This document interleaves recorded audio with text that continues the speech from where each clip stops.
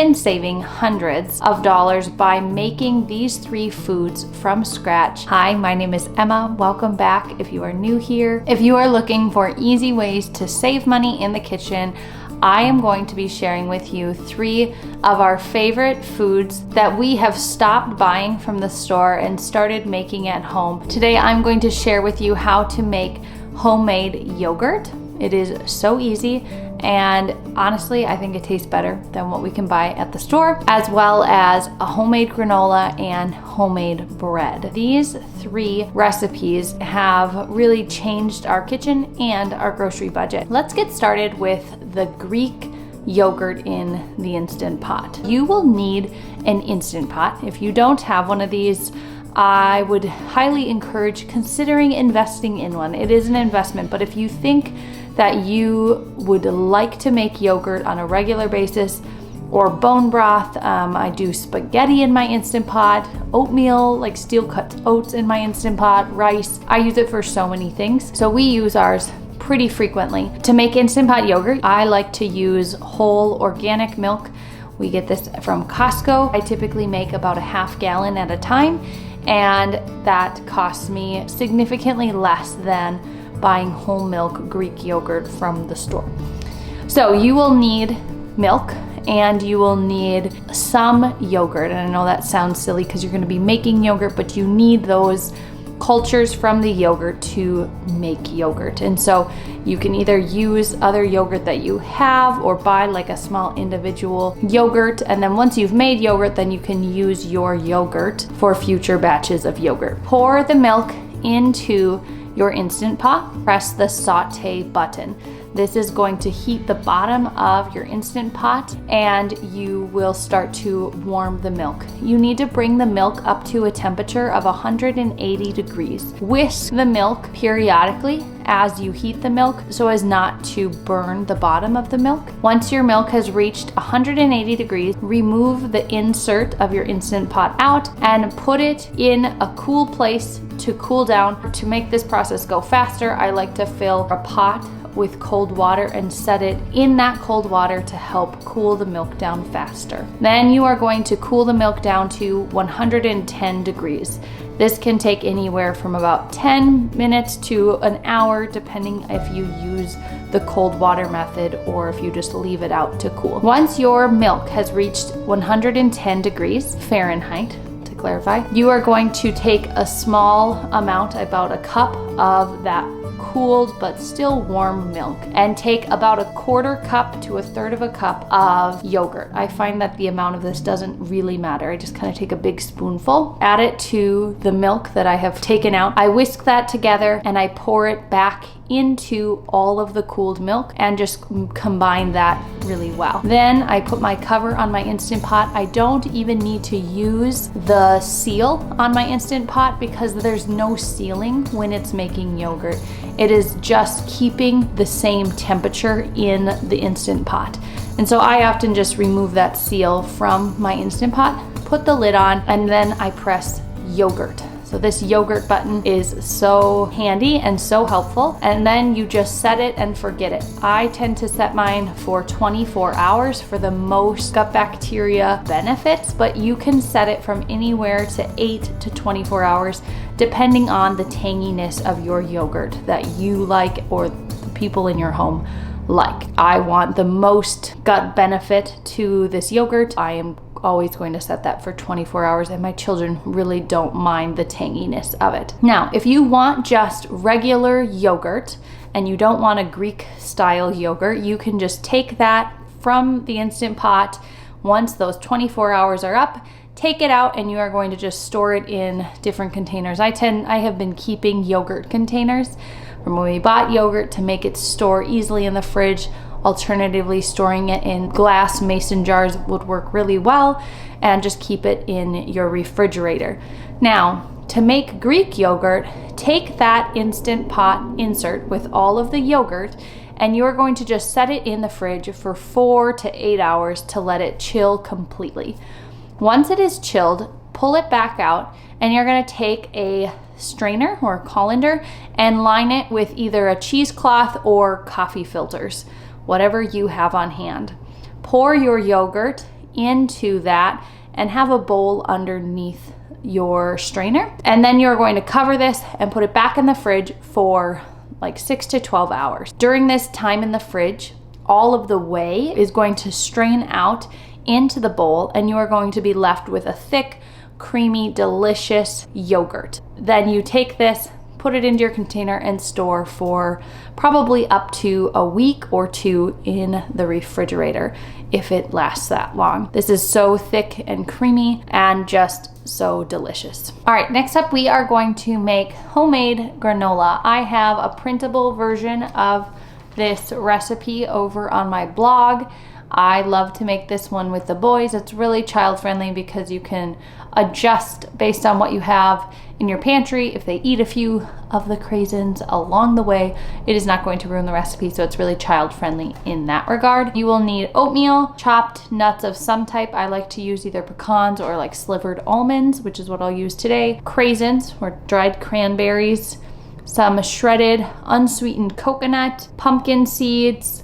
Optional is flax seeds, and then you'll want cinnamon, coconut oil, honey, maple syrup, and vanilla extract. It's kind of a lot of ingredients, but it's really simple. And again, I just always substitute things out. If I'm out of something or I don't have enough of something, I might put a little of something else in it. All right, let's get into making this.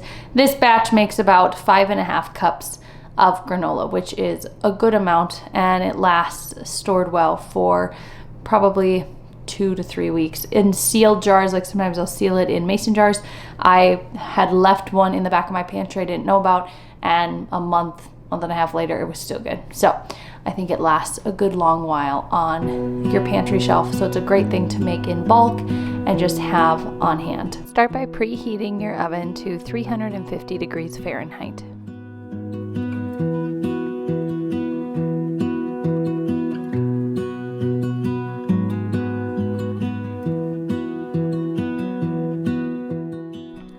Start by adding 3 cups of rolled oats to a large bowl.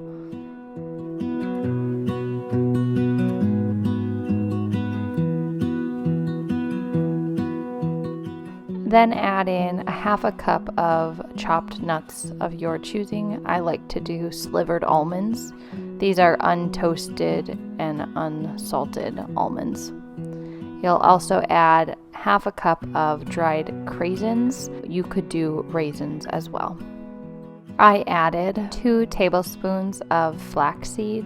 I used whole flax seeds for this, and 1 tablespoon of ground cinnamon. If you don't like a cinnamon flavor or a strong cinnamon flavor, maybe do a little less. I also added a 1/4 cup of sunflower seeds. You could also do pumpkin seeds, and I forgot, but a 1/4 cup of shredded coconut. I definitely have a case of toddler mom brain because I forgot to add the melted coconut oil, but you would add a 1/4 cup of honey, a 1/4 cup of maple syrup, a 1/4 cup of melted coconut oil, and 1 teaspoon of vanilla extract. Then line a baking sheet with parchment paper and spread out your granola onto the baking sheet in a thin layer.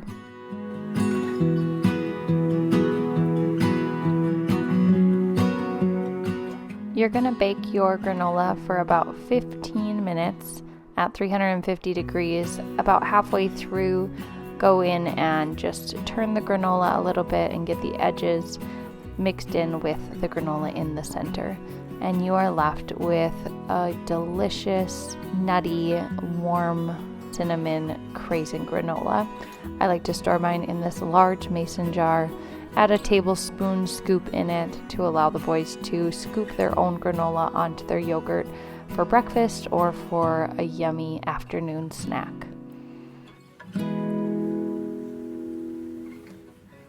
I have been doing homemade sourdough bread for probably 4 years or so.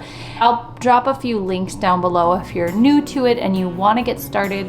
If you know someone who has a sourdough starter and you're curious about trying it, just ask them for a little bit of your starter and you can do this. And so I'll do a little intro to it. So when you have a starter, right now this starter is not active or fed. And so I'm going to take it and I'm gonna take a certain amount of it. Typically I do like 100 grams or 200 grams of the starter. And then you feed it with flour and water. And you feed it with equal parts. So if I have 100 grams of starter, I'm going to feed it 100 grams of flour and 100 grams of water. Mix it up. And then depending on the temperature of your home, within like 6 to 10 hours, 6 to 12 hours, sometimes even sooner than that if it's warmer, it will rise and it will get all active and bubbly. And you'll see that at the top, it's just full of these little bubbles. And you can test to see if it's active and ready to bake with by doing a little float test where you take a small amount of the starter and put it onto some water and see if it floats on top of the water. If it floats, it's active. If it sinks, it is not ready, or it has kind of reached its peak already, and so it fell back down. And so like yesterday, I fed this. At one point it was all active, bubbly. I did use it for something, but then I didn't use all of it, and so whatever I didn't use just fell back down and got more like liquidy and runny, and that's what they call discard. And you can use sourdough discard in so many ways. I use it in cookies, pie crust. I made scones this morning with sourdough discard. It is just sourdough. It's just the unactive one. So it's not going to provide you any like leavening agent. But if you're baking cookies or something like that that uses something like baking soda or baking powder, you're not really relying on the sourdough starter to create the rise in that. But when you're baking bread, you are using the yeast from the sourdough to help your bread rise. So quick little lesson on it. So I'm gonna feed my sourdough starter, and then later this evening, I will mix up a loaf of bread, and you'll see just how simple it is. I think what I love most about making sourdough bread or any bread from home is that it uses such few ingredients. When you go to the store and you pick up a loaf of bread and you see that there's 20 ingredients in it, I know that I can make a better loaf of bread with flour, water, salt, and sourdough starter, or like a yeast if you do a yeast bread. And sourdough does have all of those great gut benefits because it's a fermented dough, and so it's easier for you to digest because some of the gluten in the bread has already been broken down more. So it's a little bit gentler on your gut, which is why so many people love it. All right, so let's walk through this process of making bread. So I just start out by zeroing out my scale, and I'm feeding my starter. So I'm going to start with 150 grams of sourdough starter.